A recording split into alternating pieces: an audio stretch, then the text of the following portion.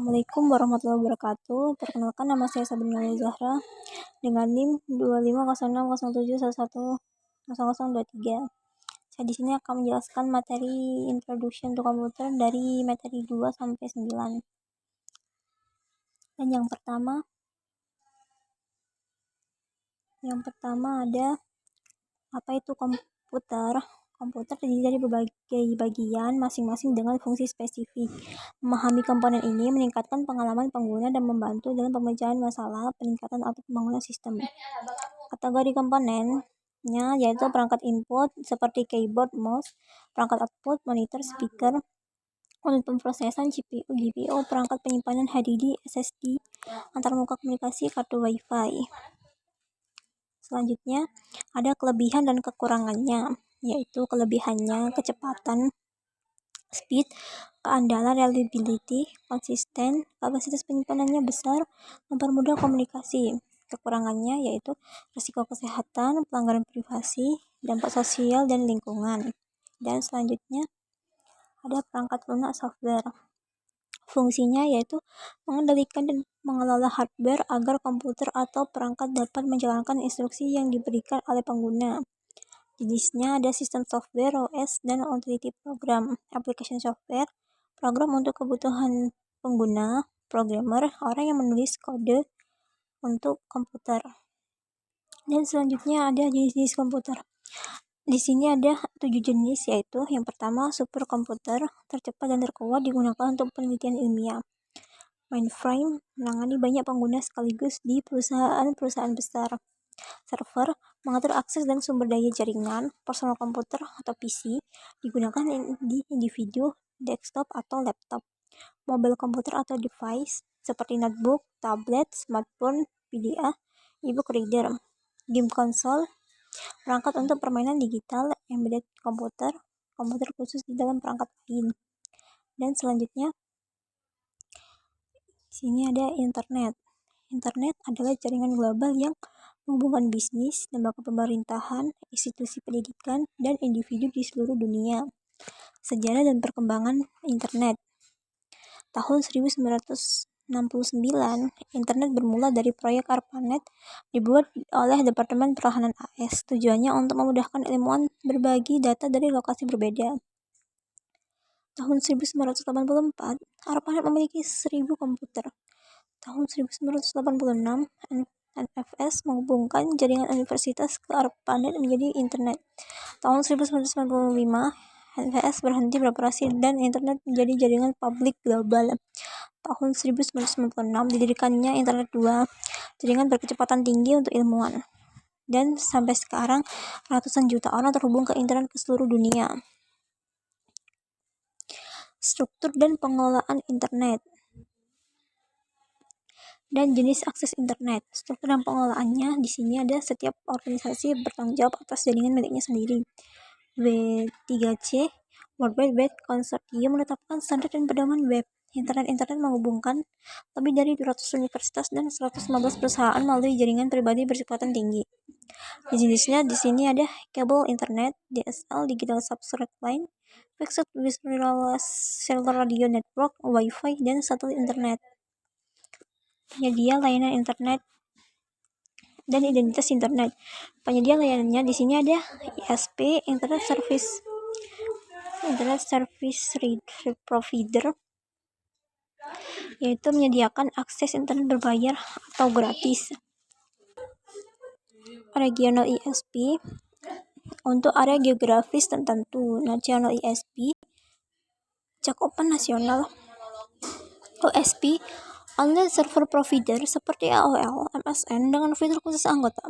Wireless ISP menyediakan akses internet berkabel. Identitas di sini ada IP address, nomor unik untuk tiap perangkat yang terhubung ke internet. Domain name versi teks dari IP address, misalnya www.google.com. Top level domain DNS server menerjemahkan domain name menjadi IP address. Layanan internet lain. Lainnya ini seperti email, pengirim pesan dan file melalui jaringan komputer, mailing list, grup email dengan satu nama alamat, instant messaging, IM, komunikasi teks real-time antar pengguna, chat and chat room, percakapan langsung di ruang obrolan daring, VoIP, Voice over IP, panggilan suara melalui internet, contohnya WhatsApp call dan Skype, newsgroup dan message board, forum diskusi online tentang topik tertentu, FTP, file transfer protokol, standar pertukaran file antar komputer di internet. Selanjutnya ada the World Wide, yaitu adalah sekumpulan dokumen elektronik web page yang saling terhubung melalui internet. Website adalah sekumpulan halaman web yang saling terkait. Web server adalah komputer yang mengirimkan halaman web ke pengguna. W2.0 adalah situs interaksi yang memungkinkan pengguna berpartisipasi, berbagi, dan berkolaborasi. Contohnya YouTube, Wikipedia, Facebook, dan lain-lain. Jenis-jenis website. Di sini ada portal menyediakan berbagai layanan dan informasi umum. News, berita dan informasi terkini seperti CNN, BBC. Informasional, memberikan data atau fakta seperti Wikipedia. Bisnis atau marketing, promosi dan transaksi bisnis. Blog, catatan pribadi atau profesional online. Wiki, situs yang dapat disanting banyak pengguna. Social network, interaksi antar pengguna seperti Facebook dan Instagram. Educational, pembelajaran dan sumber akademik. Entertainment, seperti hiburan, musik, dan film, dan game. Advokasi, promosi ide atau gerakan sosial. Konten agregator, yaitu mengumpulkan berita atau artikel personal seperti website individu. Selanjutnya, ada web publishing dan e-commerce. Tahapan pembuatan pemeliharaan situs web itu seperti perencanaan atau plan, analisis dan desain, pembuatan atau create, aplikasi atau deploy, dan pemeliharaan maintain. Jenis-jenis e-commerce, B2C, business to customer, perusahaan ke konsumen, C2C, customer dan consumer, antar individu, contohnya eBay, B2B, business to business, antar perusahaan, e-commerce, transaksi melalui perangkat mobile seperti ponsel atau tablet. Selanjutnya, ada application software. Apa itu application software? Adalah program yang dirancang untuk membantu pengguna agar lebih produktif atau menyelesaikan tugas pribadi. Fungsinya meningkatkan efisien bisnis, membantu proyek grafis dan multimedia, mendukung pekerjaan rumah, pribadi, dan pendidikan, memfasilitasi komunikasi. Selanjutnya, hubungan dengan sistem software. Penjelasannya yaitu sistem software berfungsi sebagai penghubung antar user, aplikasi software, dan hardware. Contohnya, antivirus program seperti antivirus, file management, dan sistem operasi. Dan selanjutnya, business software. Jenisnya di sini ada word processing, membuat mengedit dokumen seperti fiturnya ada autocorrect, mail merge, grammar cracker, templates, voice recognition.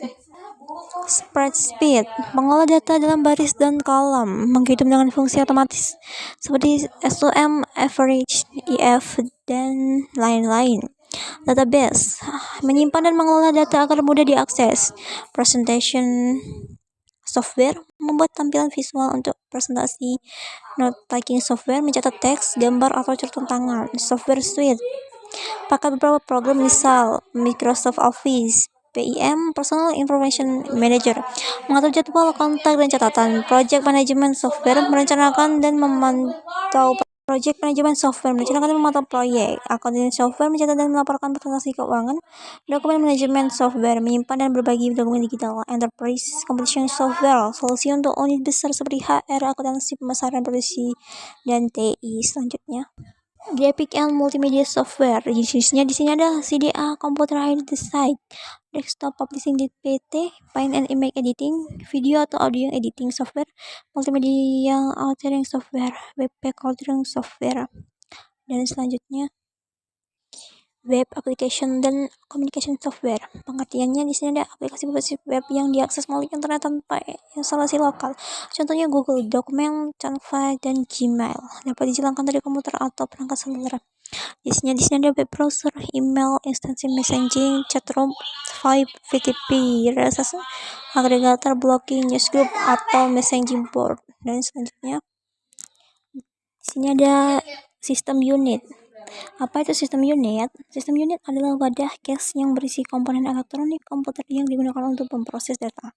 Komponen utamanya di sini ada motherboard, prosesor CPU, memori, RAM, penyimpanan atau hard disk, catat daya atau power supply. Dan selanjutnya di sini ada input dan output. Input adalah data dan instruksi yang dimasukkan ke dalam memori komputer yang dapat berupa program, perintah, dan respon pengguna. Sedangkan perangkat output adalah komponen hardware yang menyampaikan informasi setelah diproses kepada pengguna. Menurut input, program serangkaian instruksi yang memberi tahu komputer apa yang harus dilakukan. Command, perintah dari pengguna, user response, jawaban atau pilihan pengguna terhadap pernyataan program. Selanjutnya, di sini ada perangkat input. Di sini ada keyboard, pending device, touchscreen, stylus atau digital pen, game controller, digital camera, audio atau voice input, video input, dan scanner dan reading device. Selanjutnya, di sini ada biometric input dan terminal. Biometric input di sini ada ciri jari, wajah, geometri tangan, iris atau retina mata, suara atau tanda tangan digital. Terminal di sini dibagi menjadi 4, yaitu terminal dumb hanya memiliki keyboard dan monitor, tidak memiliki prosesor atau memori sehingga bergantung sepenuhnya pada komputer host. Terminal intelligent memiliki monitor, keyboard, memori, dan prosesor memungkinkannya menjalankan tugas mandiri. Point of sale (POS) terminal merekam pembelian, inputnya menjadi output bagi host komputer. Automated teller machine ATM, mesin perbankan offline yang terhubung ke host melalui jaringan telepon. Dan selanjutnya perangkat output. Di sini ada display device menampilkan hasil. Printers menghasilkan hard copy seperti hasil cetak. Audio output menghasilkan suara, musik, dan ucapan melalui speaker atau headset. Outer output device data project yang menampilkan gambar komputer ke layar besar. Dan selanjutnya ada storage. Apa itu storage? Storage adalah penyimpanan media dan perangkat yang digunakan untuk menyimpan dan mengambil data, instruksi, serta informasi. Istilah penting dalam storage medium, bahan fisik tempat data disimpan, contohnya hard disk dan CD. Storage device, perangkat keras yang membaca atau menulis data ke medium.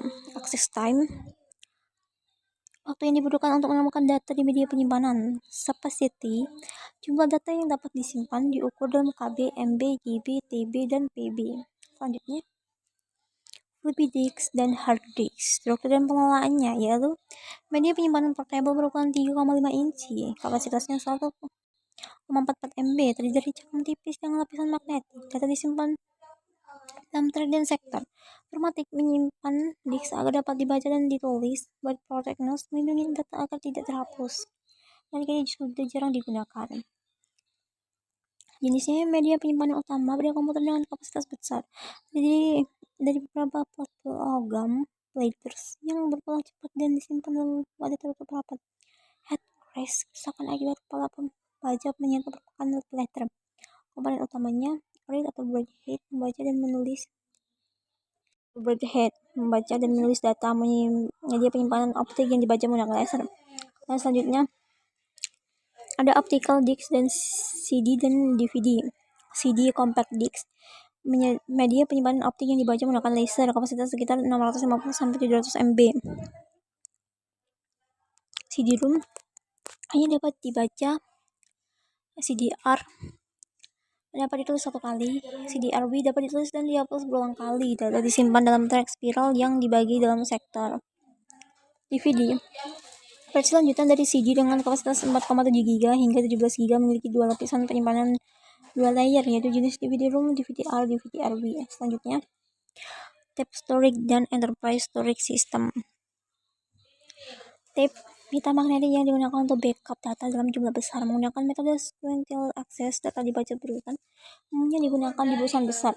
Enterprise storage system, sistem penyimpanan skala besar untuk perusahaan, melibatkan perangkat seperti file system dan lainnya, fokus pada keamanan, efisien, dan kesediaan data. Selanjutnya, miniature and mobile storage media. Pengertiannya yaitu contohnya complex flash, memory stick, micro drive, smart media, memory card. Kartu dengan chip mikroprosesor untuk menyimpan data. Intelligent smart card memiliki prosesor dan memori. Memory card hanya menyimpan data. Selanjutnya, Mikrofilm dan mikrofiche menyimpan gambar dokumen dalam bentuk mini di film. Mikrofilm gulungan film 1-215 kaki. Mikrofiche lembar film kecil 4,6 inci digunakan untuk arsip jangka panjang karena tahan lama dan murah. Selanjutnya, operating system dan utility program. Operating system dan utility program yaitu sekumpulan program yang mengatur dan mengoordinasikan seluruh aktivitas perangkat keras komputer. OS mengontrol start of komputer, manajemen memori dan program, keamanan data, koneksi jaringan, akses web, kinerja sistem, penjadwalan tugas, dan konfigurasi perangkat. Selanjutnya, ada lokasi dan proses booting. OS biasanya disimpan di hard disk dan sebagian kecil pada ROM untuk perangkat mobile. Booting, proses menyalakan atau merestart komputer. Cold boot, menyalakan komputer dari kondisi mati. Warm boot, merestart komputer tanpa mematikan daya. Langkah-langkah booting, power supply, mengaktifkan sistem. BIOS digunakan untuk merestart komponen POS. BIOS mencari sistem file di boot drive. Kernel OS dibuat ke RAM, desktop diambilkan dan program startup dijalankan. Selanjutnya, fungsi-fungsi utama OS.